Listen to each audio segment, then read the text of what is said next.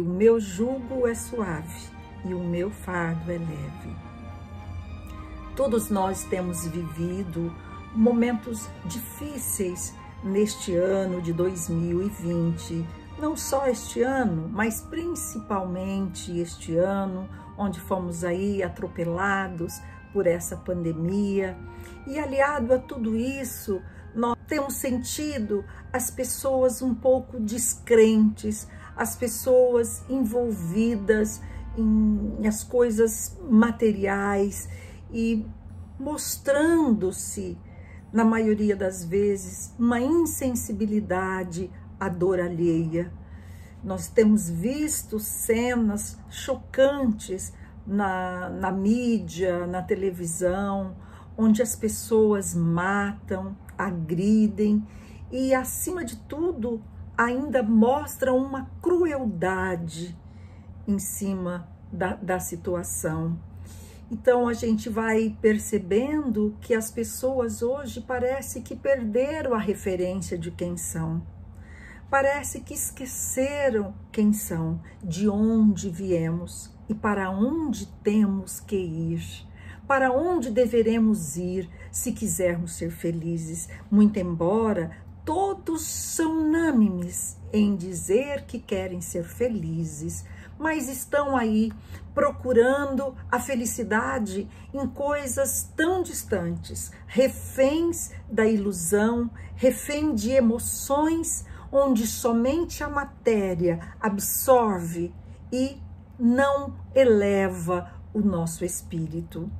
Muitos temos adotado alguns ídolos para seguir como modelo para a nossa vida, ídolos que muitas das vezes não têm nenhuma ética, nenhum padrão de comportamento exemplar, apenas são ídolos por fazer uma dança diferente, uma exposição do seu corpo, uma dança sensual.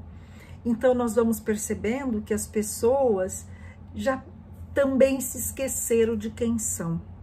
Então perderam a sua referência. E eu costumo dizer que nós estamos vivendo aquele momento do filho pródigo da parábola. Aquele filho que saiu da casa paterna e foi gastando todos os seus bens recebidos, toda a fortuna recebida, que era a liberdade de escolher.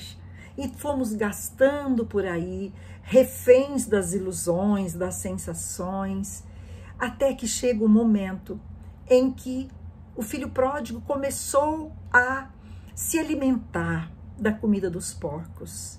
E eu olho para nós, às vezes eu vejo que nós estamos também vivendo este momento de incompreensão, onde os índices hoje de pessoas com depressões é altíssimo. O índice de suicídio tem crescido assustadoramente, mesmo entre crianças. Nós recebemos na casa espírita muitas crianças com tentativas de suicídio. Então nós vamos percebendo que está faltando para nós a presença de Jesus. E parafraseando, o Chico, que disse certa vez: que saudade de Jesus. E eu digo, que saudade de sentir os ensinamentos de Jesus. Muitos de nós dizemos que Jesus é o nosso modelo, é o nosso guia. Na pergunta 625, nos fala que Jesus foi o padrão de espírito que passou pelo planeta Terra, que esteve encarnado entre nós. Mas o que é que nós sabemos dele? O que é que nós sabemos deste mestre? Quem é esse Jesus que é o nosso mestre, que é a nossa referência? Porque quando nós adotamos um ídolo, nós sabemos tudo dele. Sabemos as suas roupas, o que usam, a sua comida, onde estão, em que momento estão. Mas nós que batemos no peito, que amamos a Jesus, sabemos tão pouco dele. Então, nesta noite, eu quero te convidar para juntos nós lembrarmos-nos de Jesus. Mas desse Jesus, não vamos hoje falar desse Jesus que é o governador planetário. Nós vamos falar desse Jesus que é o nosso mestre, que tem um coração bondoso, ele que diz, né, que vinde a mim vós que sofreis e eu os aliviarei. Então eu não sei quando Jesus entrou na sua vida, eu não sei, mas de uma coisa eu tenho certeza, que tudo que Jesus disse aqui, da sua atitude aqui, tinha um único intuito: exemplificar. Ele que se fez homem, que teve um corpo preparado mais de 1000 anos na terceira dimensão, para estar conosco, assimilando este fluido cósmico universal aqui, da Terra, para estar conosco. E nós sabemos tão pouco dele. Então vamos falar de Jesus. Quem é esse Jesus? Nós sabemos que ele esteve entre nós, convivendo, né, praticando o seu messianato, mais ou menos por 3 anos. Ele andava a pé, não frequentava muito as sinagogas, não frequentava igreja, não fundou igreja, não fundou nenhuma religião. E as que foram fundadas em seu nome vieram com as imperfeições dos homens. Mas quantos sermões Jesus disse? Nós que dizemos que ele é o nosso mestre, nós sabemos, é claro. Jesus proferiu 4 sermões. O Sermão das Bem-aventuranças, onde ele traçou a plataforma do seu reino. O que é que nós deveríamos fazer? As características deste homem de bem que conseguiria implantar o reino no coração. Então ele deixou todos os passos no seu evangelho e ali no Sermão das Bem-aventuranças. Ele também disse o sermão do cenáculo, onde nós vamos perceber que ele está num clima de despedidas dos seus amigos, dos seus discípulos, e ele quer deixá-los com mais esperança. Então ele vai deixando as recomendações, que eles viveriam, enfrentariam momentos difíceis, mas que em breve ele, né, não estaria mais entre eles, mas que ele estaria com o Pai, e na casa do Pai teria muitas moradas. Então ele vai preparando os corações amigos. E ele também diz o sermão profético, que a gente vai percebendo assim que foi dito lá no Monte das Oliveiras, né? E é um sermão onde a gente percebe que uma certa amargura, né? Uma tristeza nas palavras de Jesus pela incompreensão dos homens que não compreenderam a sua mensagem, a mensagem de vida que ele veio nos trazer. Então ele fala que haveriam ruínas, que não ficariam pedra sobre pedra, ele fala do templo de Jerusalém, ele fala também que viriam os falsos profetas, que enganariam a todos, até mesmo como se fosse possível os escolhidos. Mas hoje ainda engana os escolhidos. Quantos de nós que temos hoje, né, o conhecimento, nós ainda costumamos nos enganar. E ele também disse o sermão dos 8 ais, né? Mais dito claramente mais para os escribas e os fariseus. E aquele sermão que ele fala, né, dos escribas, dos fariseus, e ele vai tecendo as advertências, porque eles tinham uma religião mais como um meio para atingir o seu objetivo do que um objeto mesmo de fé sincera. Então ele deixa esse sermão mais voltado para eles. Mas Jesus também gostava de contar histórias, porque era um meio didático em que ele conseguia deixar até hoje os seus ensinamentos para que fossem compreendidos por todos nós. Ele contou mais ou menos umas 50 histórias, mas Jesus também falou muito conosco. E quais foram as últimas palavras de Jesus? Você sabe? Quais foram as últimas palavras proferidas por Jesus aqui no planeta Terra? Muitos equivocados dizem que foi aquele momento na cruz. Mas nós sabemos que antes dele subir ao Pai, ele falou conosco, ele falou com os 500 da Galileia, ele falou com Madalena, falou com os apóstolos, e ele também teve um momento muito, muito lindo que eu gostaria de resgatar com você nesta noite.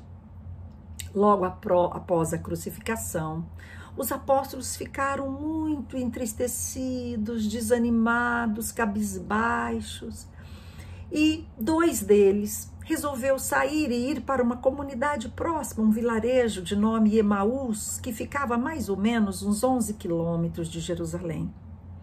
E eles iam caminhando, conversando, cabeça baixa, entristecidos, olhando para o chão, quando um forasteiro se aproxima até eles e lhes pergunta: mas que palavras que trocais entre vós?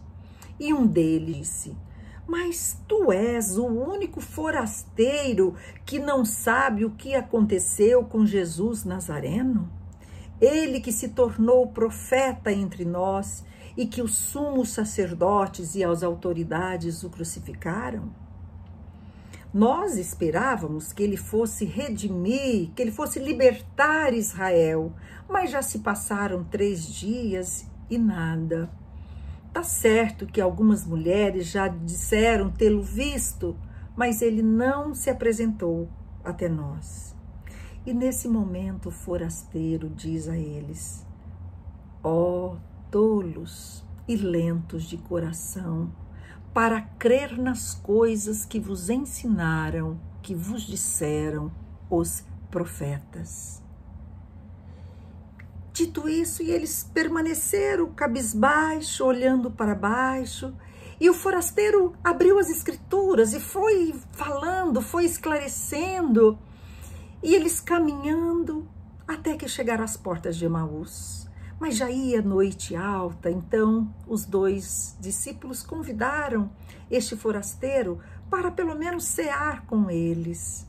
E o forasteiro entrou, sentou à mesa, e quando foi partir o pão, eis que os olhos dos seus discípulos se abriram e eles viram que era o mestre que estava ali entre eles. Mas logo depois, aquela imagem desapareceu. E eles ficaram entristecidos e eles se questionavam: mas como nós nos sentimos o nosso coração queimar na presença dele? Nós que estivemos com ele todos esses anos e nós não percebemos a sua presença, não sentimos a sua energia. Então, eu quero te perguntar, meus amigos, será que esta frase, ó tolos e lentos de coração, não se aplica também a nós hoje? Quantos de nós também não sentimos Jesus? Nós dizemos amar a Jesus, mas nós não sentimos a presença dele, nós não sentimos o coração queimar. Basta acontecer qualquer coisa, qualquer dor na nossa vida, nós nos esquecemos de Jesus, nós esquecemos os seus ensinamentos. Então, será que essas palavras não se aplicam para nós? E outro questionamento que eu queria trazer para você: qual é o terreno que nós temos oferecido aos seus ensinamentos? Porque o que eu sinto é que o nosso coração ainda é aquele coração pedregoso, endurecido, que mesmo com a brita da dor, não nos faz deixar brotar aqueles ensinamentos, não nos faz deixar sentir e ver as leis divinas que estão esculpidas na nossa consciência, que estão escritas na nossa consciência. Então, qual é o terreno que nós temos oferecido para ele, para que a gente pudesse sentir o ensinamento dele? Nós que já estamos com o Evangelho há mais de 2000 anos. Há mais de 2000 anos nós temos a presença do Evangelho na nossa vida. Há mais de 160 anos nós temos o codificador conosco. Então nós somos os vanguardeiros, nós somos os bandeirantes do codificador. E ainda hoje nós duvidamos da presença dele na nossa vida. Então, quando Emmanuel, no livro A Caminho da Luz, e ele fala que durante a formação do orbe, quando fora necessária uma força sobre-humana para manter o equilíbrio da nebulosa, quando ela se desprendeu da estrela-mãe, para criar este nosso planeta. E naquele momento, o nosso mestre já era um espírito puro. E aí, ele com todo o amor, trabalhou operou a escultura geológica do nosso orbe.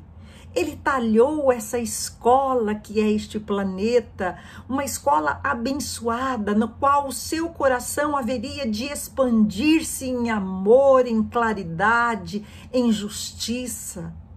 Ele que organizaria todos os cenários de vida para que nós pudéssemos, os seres pudessem aqui viver.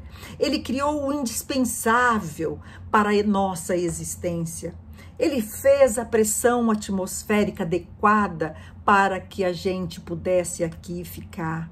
Edificou usinas de ozônio a 40, 60 quilômetros de altitude para filtrar os raios solares. E o que nós fizemos com essas usinas? Destruímos, e hoje estamos aí vivendo temperaturas altíssimas. Por descuido, por desmando. Ele definiu as linhas do progresso da nossa humanidade. Então, meus amigos, ele preparou, enviou profetas para estar entre nós. Então, a crosta solidificada do nosso planeta, né, quando começou lá no fundo dos oceanos, e se nós pudéssemos observar a existência de um elemento viscoso no fundo dos oceanos que cobria toda a terra, fora lançar a Jesus naquele momento o germe sagrado dos primeiros homens, e nós aqui estamos. E nós passamos por tanta coisa, já passamos pelo politeísmo, já adoramos deuses, já oferecemos sacrifícios de vidas humanas, e chegou o monoteísmo, e até que ele depois enviou a primeira grande lição para nós, que foi com Moisés, que nos trouxe a justiça cósmica através dos 10 mandamentos. Então ele foi conduzindo, preparando já naquele momento o nosso coração para a chegada do amor que viria na segunda revelação. Porque para que o amor pudesse encontrar terreno aqui, a justiça tinha que já ter conhecimento. Nós tínhamos que conhecer o que era justiça, porque senão o amor não conseguiria penetrar em nossos corações. E ele veio depois, em pessoa. Veja, o nosso ídolo, o nosso mestre esteve aqui, encarnou aqui, teve o seu corpo preparado na terceira dimensão por mais de 1000 anos para estar aqui, para viver, para ensinar o amor. E aí? E aqui chegando, né, para viver todo esse amor, e ele mudou todo o nosso conhecimento, o nosso entendimento de Deus, que acreditávamos que este Deus era um Deus barbudo, um velhinho barbudo que ficava sentado com um cajado, né, ali anotando todos os nossos pecados. E eu, quando criança, morria de medo dos olhos de Deus, né? A gente achava que Deus tinha muitos olhos, um para cada um de nós. E quando Jesus veio, ele nos disse não. Ele nos deu um Pai. Nós não tínhamos um Deus que castigava, nós tínhamos um Pai que era bom, era Pai nosso de todos nós, que era justo, que era bom. E ele disse que naquele momento ele pediria depois ao Pai. E o Pai enviaria um Consolador que viveria, que estaria conosco para todo sempre. Mas o nosso terreno, o nosso coração ainda é uma pedra dura. Então é por isso que somos iguais os filhos pródigos, né? Preferimos viver e gastar toda a nossa fortuna. E hoje estamos aí, padecendo todas as dificuldades e as dores. Então, para isto, este mestre, este modelo e guia, criou, sob o meu entendimento, dentro da minha ignorância, eu consigo enxergar 3 propostas deste Cristo. Uma proposta a longo prazo, uma a médio prazo e uma para ser vivida a curto prazo, se nós assim o desejarmos. Então, a longo prazo, qual foi, Ditinha, a proposta para viver a longo prazo? A proposta a longo prazo era a implantação do reino de Deus. Porque, afinal de contas, já se passaram 2000 anos e nós ainda não conseguimos edificar, não conseguimos sequer entender que este reino nós o edificaremos dentro do nosso coração, da nossa alma. Não é um reino para ser um reino de pedras, um reino material. É um reino de amor em nosso coração. E para isso ele nos deu todas as características, tudo aquilo que nós precisávamos desenvolver, que era nos transformar no homem de bem. E na plataforma, lá no Sermão das Bem-aventuranças, ele já nos deixou tudo claro, como se fosse um GPS. Dizendo que nós tínhamos que ser humildes, que tínhamos que ser brandos, pacíficos, misericordiosos, pacificadores, que tínhamos que fazer a caridade, que tínhamos que amar o próximo e até mesmo o inimigo, que tínhamos que honrar pai e mãe, para depois poder fazer a escolha. Então era um reino a longo prazo. Era, aliás, uma proposta para ser conseguida a longo prazo. Mas nós ainda estamos lerdeando, nós estamos ainda gozando das venturas, achando que essa encarnação vai durar para sempre, esquecendo que somos almas imortais. E aí veio a proposta a médio prazo, né? Que já era para estarmos vivenciando já esta proposta, que era viver um reino de esperança. Sim, porque toda a sua fala, todos os teus ensinamentos foram para nos dar a esperança. E ele nos dizia: vinde a mim, vós que sofreis, que eu vos aliviarei. Mas nós não entendemos, né? Nós não entendemos porque ele dizia: bem felizes os que sofrem. E a gente falava, mas como?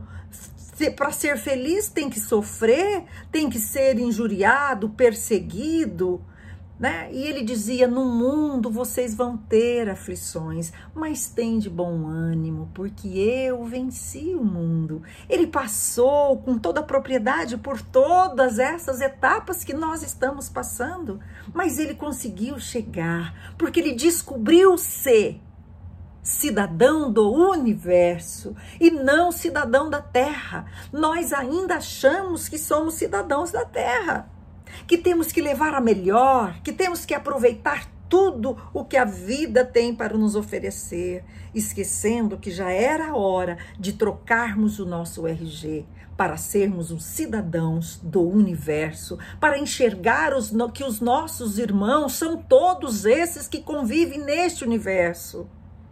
Que o universo não tem barreiras, não são os irmãos do Oriente e os irmãos do Ocidente, porque são todos irmãos, porque Deus é o Pai de todos nós, mas nós ainda não entendemos isso. Então ele veio nos falar sobre a dor, bem felizes os que sofrem, porque na hora da dor nós nos voltamos para Deus.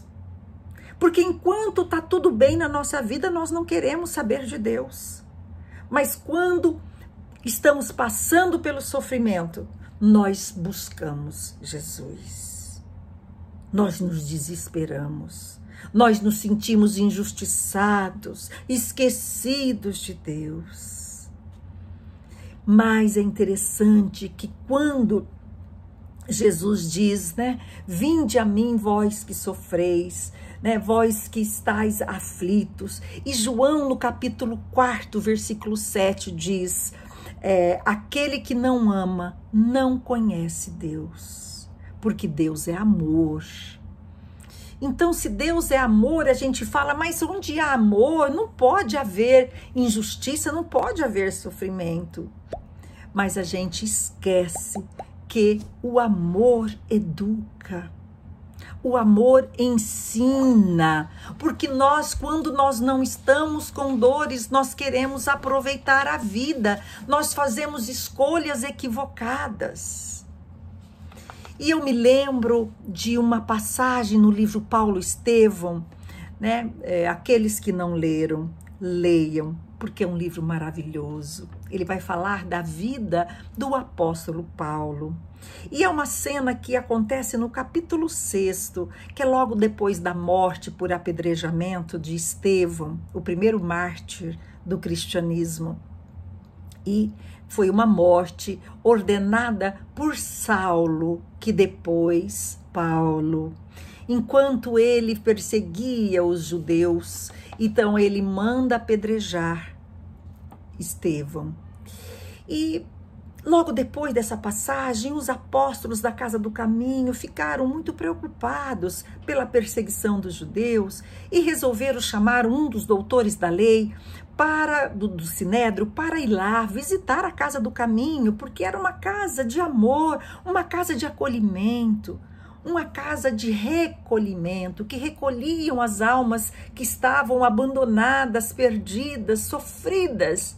E eles acolhiam em nome desse Jesus, alimentavam não só o corpo, mas alimentavam também o espírito. E eles Pedro e Tiago vão até lá e convidam Gamaliel, que era um doutor da lei, já mais idoso, né? Já era um homem bom, um homem muito rico, mas era bondoso, honesto. E Gamaliel aceita o convite e vai até a Casa do Caminho. E chegando lá na Casa do Caminho, ele começa a olhar, né, a visitar as dependências, olhando todos os quartos, os abrigos, aquelas pessoas ali tão bem cuidadas, tão bem alimentadas. E eis que de repente Gamaliel se defronta com um dos pacientes, que era seu amigo, e ele reconhece Samônio, e amigo da alta sociedade, que vivia do círculo daquelas pessoas que tinham muito dinheiro, que tinham muitos bens. E Gamaliel se assusta de ver Samônio ali, e ele diz: Samônio, o que você está fazendo aqui?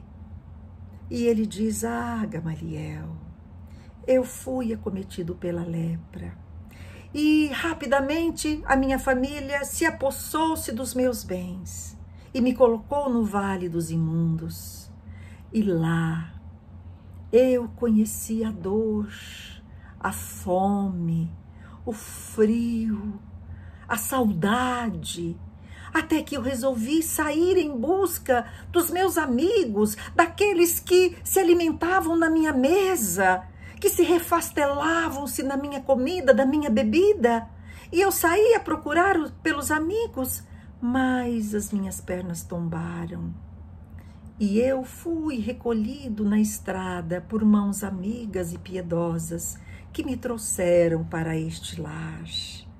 E aqui, meu amigo, eu conheci Jesus. Ele é o nosso Messias, Gamaliel.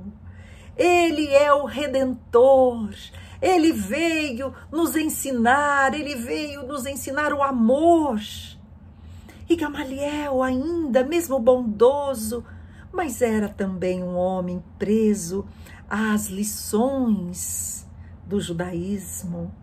E ele disse: eu compreendo que esse seu Jesus é um homem bom, que merece a nossa consideração, mas tê-lo como Messias, isto é demais.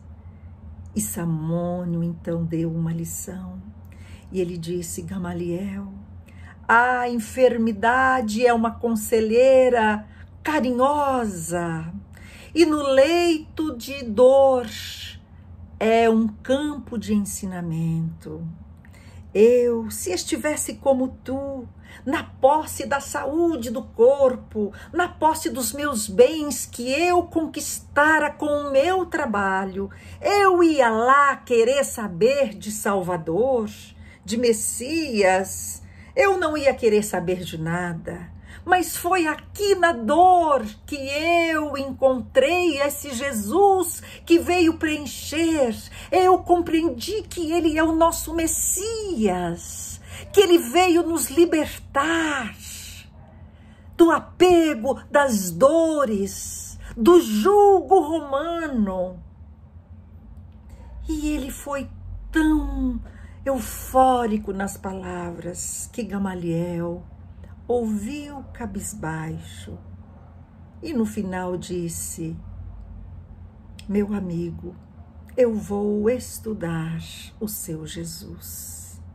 E o que de fato aconteceu, porque ele logo em seguida retirou-se da vida pública, fora residir num pequeno sítio e foi se inteirar das Escrituras e se tornou um cristão de coração. Então, meus amigos, essa terceira revelação que Jesus enviou, ela veio também disciplinar a nossa liberdade. No século XIX, ele veio mostrar as nossas escolhas equivocadas do nosso livre-arbítrio. Veio falar que as leis estavam sim na nossa consciência, mas por que nós ainda escolhemos o mal? Por que nós temos dificuldade de entender o que é o mal, o que é o bem? Mesmo compreendendo os atributos da divindade que nos foram colocados logo nas primeiras perguntas do Livro dos Espíritos, que Deus é justo, é imaterial, Deus é perfeito, é imutável, é suprema justiça, supremo amor. E muito de nós ainda temos dificuldade de entender este Deus, de entender a sua justiça, de entender que a sua justiça, ela é imparcial. Mas nós às vezes queremos ter privilégios, Quantos de nós, Manuel Filomeno de Miranda nos relata da dificuldade dos espíritas quando chegam no mundo espiritual, que querem obter os privilégios, querem receber os bônus das ações que foram praticadas aqui, das tantas palestras, tantos pratos de sopas que eu distribuí, e agora eu não tenho lugar aqui, mas esquecem que era necessário implantar o reino dentro do nosso coração. Então a justiça, ela é imparcial. Ela não vai nos dar tratamento VIP, meus irmãos, porque se nós somos os bandeirantes do Consolador, já era assim para nós estarmos produzindo as figueiras como aquela figueira que secou-se depois da passagem de Jesus, porque naquele tempo a figueira temporona já era para estar dando frutos. E ele então corta aquela figueira, ou seja, ela é eliminada, mas ela volta, ela retorna com outras oportunidades. Então nós também já éramos para estar dando fruto, porque temos o Evangelho, temos o Consolador, mas ainda não damos frutos. Não entendemos, achamos que a justiça divina ela é parcial, ela tem que nos atender aos nossos caprichos.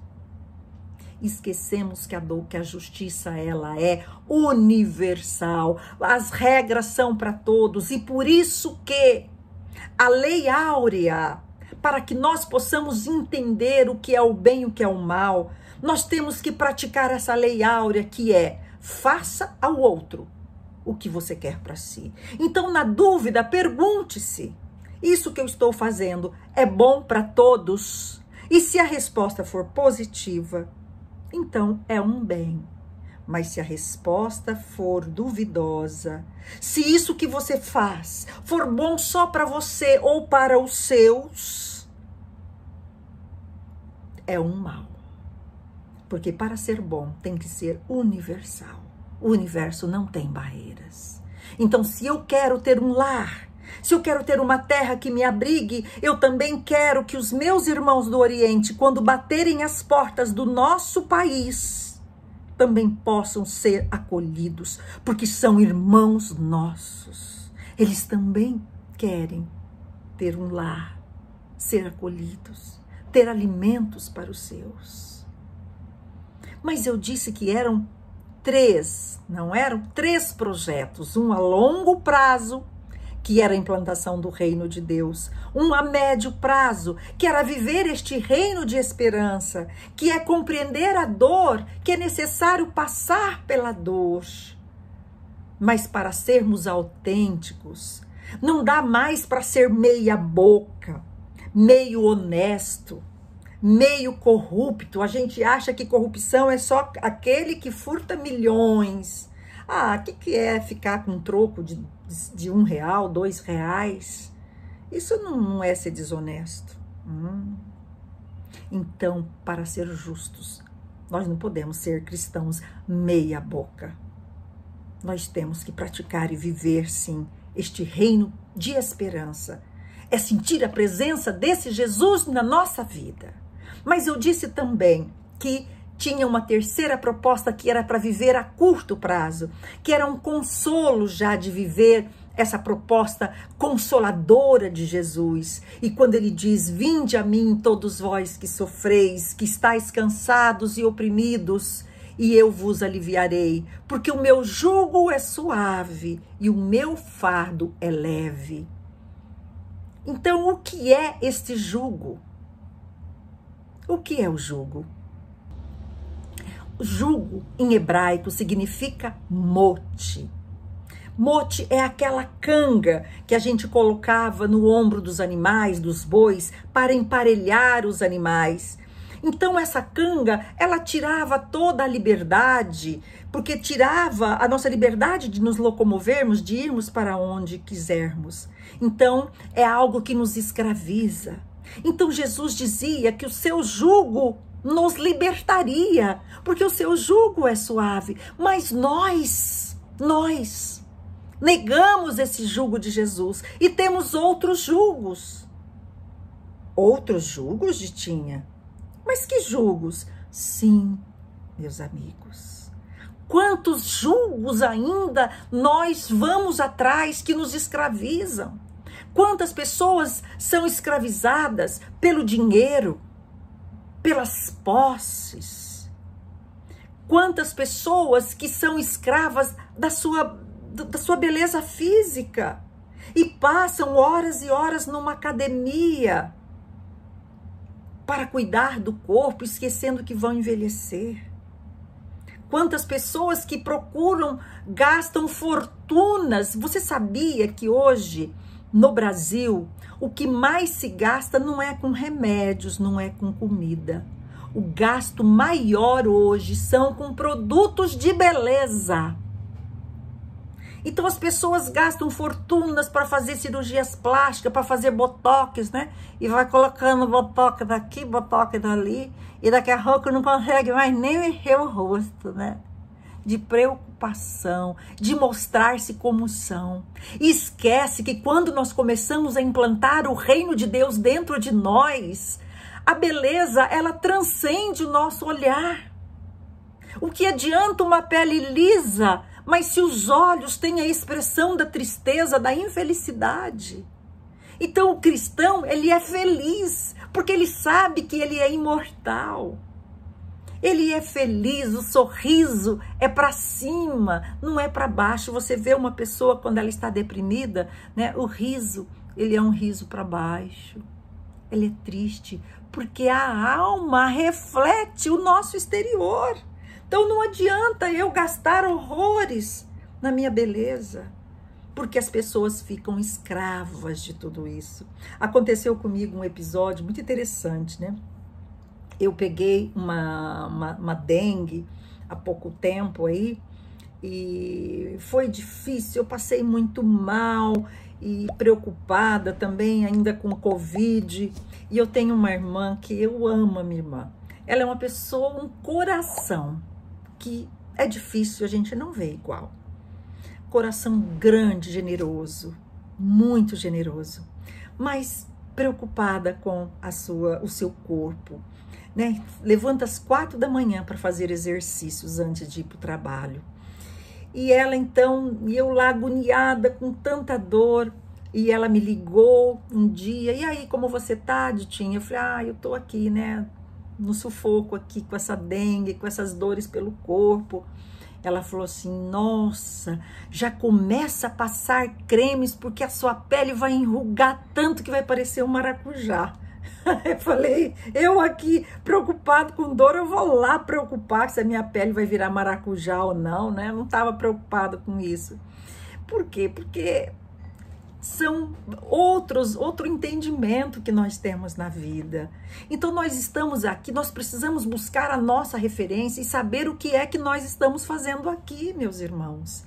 Então foi isso que o Consolador veio nos ensinar, que Jesus coordenou este ensinamento, onde o Consolador iria nos ensinar de onde viemos, para onde temos que ir e o que é que temos que fazer aqui.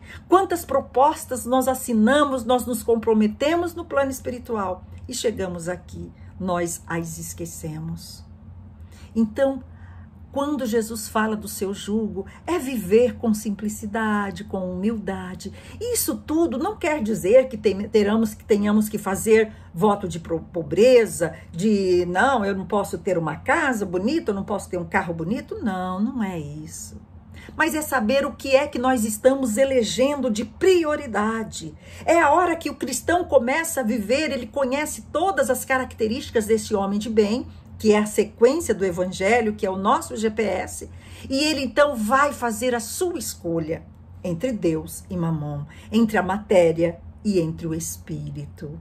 Então é eleger aquilo que vai nos acompanhar quando deixarmos essa escola. Então não adianta nos desgastarmos aqui com o nosso corpo. Cuidar, sim, porque ele foi nos emprestado para que estivéssemos aqui nessa escola redentora, para aprender, para fazer provas, expiações, mas nós teremos que deixá-lo. Ele não é o mais importante. Quantas pessoas são prisioneiras das redes sociais? Há pouco tempo nós vimos em programas de televisão, as pessoas não conseguem dormir, ficam ali nas redes sociais conferindo os likes nas suas publicações. Ficam reféns e se não tem um determinado número de likes, se entristecem, entram em depressão. Isto é jugo que escraviza, que não liberta, que não nos deixa ser feliz, meus irmãos. Nós já temos que começar a direcionar a nossa vida. Nós temos que começar a fazer o caminho de volta como o filho pródigo fez. Já começarmos aí a aceitar a viver uma vida humilde, que é o que o filho pródigo fez. Para começar a viver essa proposta consoladora. Então, esse jugo de Jesus, ele não tira a nossa liberdade, ele é leve, ele nos direciona para a felicidade. Os seus ensinos são suaves. É preciso nós vivermos a misericórdia. Quantas pessoas que não entendem que vinde a mim, vós que estáis aflito, que eu aliviarei. E aceitam passar uma vida com o coração cheio de mágoas, de ressentimentos, mágoas que adoecem. Quantas patologias são acometidos os homens devido à presença de mágoas dentro do nosso coração. Porque mágoa é mancha, é nódoa. Quando Jesus falava, perdoe 70 vezes 7, perdoe muito, perdoe todas as vezes, para que a gente não adoecesse. Mas aqui em Bonifácio, sabe o que as pessoas dizem? Eu morro, mas não perdoo. E duas coisas, né? Esquece que não vão morrer e esquece que enquanto não perdoar, vão estar adoecidos. Então, aceitar o jugo de Jesus é aceitar a vida com mais leveza, é perdoar, é amar, é praticar o trabalho no bem, é abnegar-se, é esquecer de si mesmo. Quantas coisas a gente conserva, não cuida, não vigia o nosso pensamento. E esquece que o nosso pensamento, ele é matéria. E nós projetamos esta matéria, nós criamos esta matéria, uma imagem, nós criamos uma figura. E esta figura, essa projeção, ela é reconhecida pelos espíritos. E estes espíritos podem, através de processos hipnóticos, de indução, tornarmos-nos reféns à ideia deles. É isso, será que nós queremos? Quantos processos obsessivos por não vigiar o nosso pensamento? Porque o pensamento é captado, o pensamento ele é projetado e ele é visualizado na nossa aura. Então, meus amigos, o que é que nós estamos esperando? Nós estamos já passando pelo processo, né, de mudança do planeta Terra para se tornar um planeta, uma escola regenerada. Então nós estamos no momento de transição, onde irá haver a separação das pessoas que vão herdar a Terra. Ah, mas eu quero herdar. Sim. Mas foi dito lá há 2000 anos que quem herdaria a terra eram os mansos, os brandos, os pacíficos, os humildes, os misericordiosos, os caridosos. Então nós ainda temos essa dificuldade. Nós ainda queremos fazer o bem, desde que tenha muitos holofotes, né? Ou que alguém anote, né? Para que quando a gente chegar no plano espiritual, tenha lá os nossos bônus. Mas não é assim que vai funcionar. Infelizmente. Então, nós temos sim que começar hoje já a implantar este reino dentro de nós. E aproveitar todo momento que nós tivermos para perdoar amigos, perdoar pessoas, perdoar no trabalho, perdoar no trânsito. Relevar a dificuldade dos outros, relevar os defeitos dos outros, é ser misericordioso, É isso que nós temos que aprender, é isso que Jesus veio preparar-nos. Então, se você quer herdar a terra, comece hoje. Comece a elencar algumas coisas, alguns vícios que você pode já ir deletando da sua vida. Começando já o processo de deletar da nossa vida. Falar para você que é difícil, que é fácil, não é. Mas é preciso que a gente busque Jesus, que a gente comece a sentir Jesus, que o nosso coração queime na presença dele, através da prece sincera. Vamos abrir o nosso coração para Jesus. Ele que disse, quando quiser falar comigo, né, eu bato a sua porta, mas abre a porta. E aquele que abrir, eu entrarei e cearei com ele. Então, se nós estamos agoniados, angustiosos, vamos abrir o nosso coração, porque Jesus vai estar ali conosco. Ele prometeu e ele está. Porque esta é a sua missão de auxiliar, de implantar este reino de felicidade no nosso coração. Siga os passos de Jesus. Nós que conhecemos essa doutrina reveladora, consoladora, nós que conhecemos o Evangelho, fazer o Evangelho dentro do lar, buscar na oração sincera elevar o padrão vibratório para vibrarmos em ondas cada vez mais curtas, para que elas atinjam a dimensão dos benfeitores espirituais. Deixarmos ao pouco de pensar tanto na materialidade, porque quando pensamos na materialidade, nós pensamos em onda cada vez mais longas, que de um pico ao outro desta onda tem mais de 600 metros. Vamos vibrar em ondas cada vez mais curtas. Vamos vibrar em sintonia com os benfeitores, para que o nosso coração esteja cada vez mais leve, para que a gente sinta a presença, sinta o coração queimar quando Jesus chegar. E ele vai estar com você. Então, tem até uma musiquinha, né, que diz: segura na mão de Deus e vai. E eu te digo, segura na mão de Jesus, que você vai estar segurando na mão de Deus. Porque Jesus disse, eu e o Pai somos um só. Então eu faço votos que você consiga ir colocando em prática esses ensinamentos de Jesus. E faça como também uma outra musiquinha que tinha, quando eu me lembro que eu cantava nas missas, que ela dizia assim: amar como Jesus amou, sonhar como Jesus sonhou, pensar como Jesus pensou, viver como Jesus viveu, sentir o que Jesus sentia, sorrir como Jesus sorria. E ao chegar ao fim do dia, sei que eu dormiria muito mais feliz. Sentir o que Jesus sentia, sorrir como Jesus sorria. E ao chegar ao fim do dia, sei que eu dormiria muito mais feliz. É isso que eu desejo para você, que quando você dormir este sono para voltar para casa, você desperte muito mais feliz. Eu desejo do fundo do meu coração que você busque Jesus hoje, agora. Obrigada pela tua presença junto de nós.